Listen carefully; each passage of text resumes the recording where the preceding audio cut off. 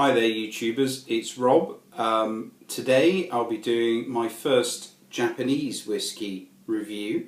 The Suntory Toki Blended Whisky. Japanese whiskey has become very fashionable and availability has taken a real dent. There are two big whiskey producers in Japan, Suntory and Nikka. This particular whiskey is from Suntory. Back in what seems like the dim and distant past, a few years ago, I very much enjoyed the Yamazaki 10-year-old single malt, which is also from Suntory. That was discontinued a couple of years ago and I was quite upset about that because I very much enjoyed the Yamazaki. It was a unique thing to have on the shelf at that time. It didn't get a lot of attention. It didn't get the attention that it deserved. It was a very nice whiskey. It had, it was unique in that one of the dominating flavours in it was fresh pear, and you don't see that very often. So yeah, I really enjoyed the 10-year-old Yamazaki, and I particularly like the fact that I could just run into my local Tesco and pick it up for, I think, less than 30 quid. It was very well priced. They phased that out and brought in the 12-year-old. And availability of the 12-year-old in the UK has taken, again, a bit of a bash. The supermarkets, I think, have stopped stocking it now. So it's a shame. I had a pretty good run of the Yamazaki. I also tried the Hakushu, also from Suntory. And I remembered that being, I described it when I was thinking of it a second ago. I thought, well, it was grassy, planty and chlorophyll-y. And then I went on the manufacturer's website, because it's also Suntory for this one, wanted to find out some more information, and it described it as verdant. And I went, ah yes, that's the word. The Japanese have got a better English vocabulary than I do. What a shame. Okay, taking a look at this bottle, there's almost no information on it. There's a Surgeon's General warning on the back, but really this is a bit of a mystery to me.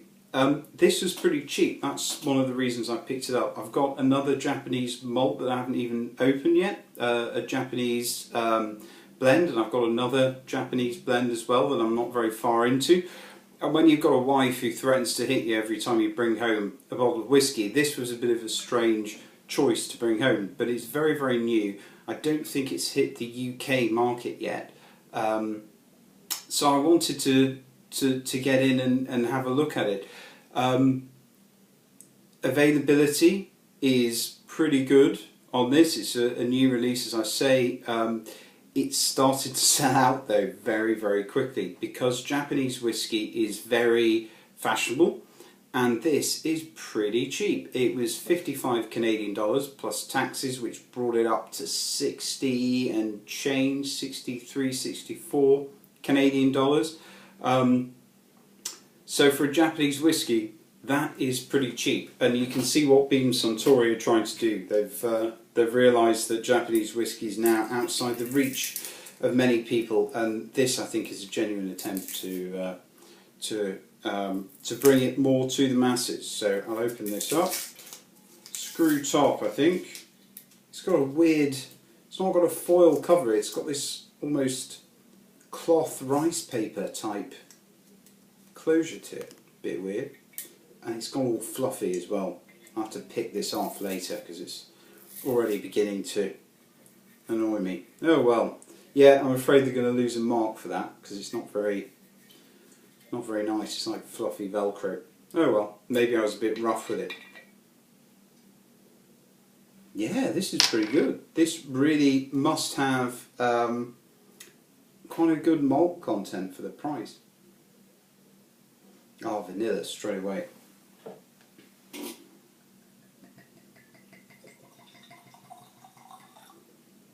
Okay.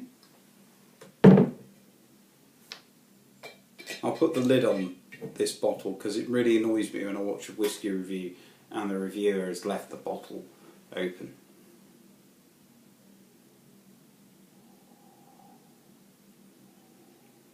immediately I'm getting green apple, crisp green apple, Granny Smith style.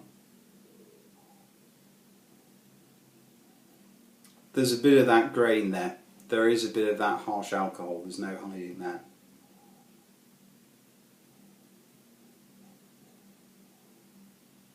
Little hint of vanilla, but it's hidden beneath the grain. You have to go in quite deep to bring it out. And the manufacturer's website says basil, or basil as they call it in North America, and yeah, I can see that as well. A little bit of honey, a little bit of vanilla, and a bit of that chlorophyll-y verdant note.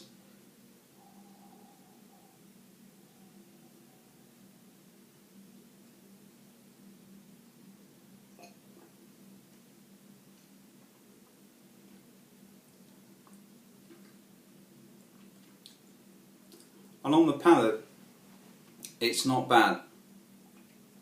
Oh, there's no hiding the grain though. I think at this price, Japanese whiskey, compromises have had to be made, understandably, but there's no hiding that grain. Sort of coats your tongue a little bit. Quite dry in the finish.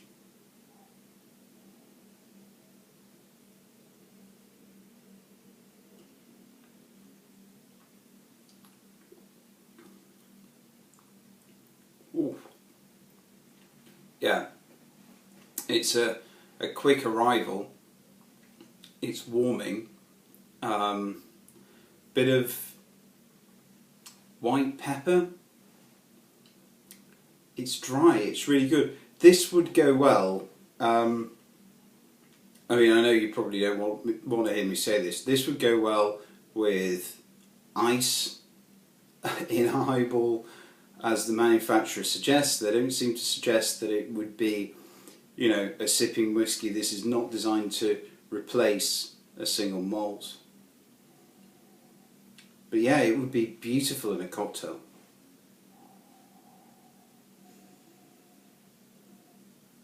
It's okay on its own, I have to say.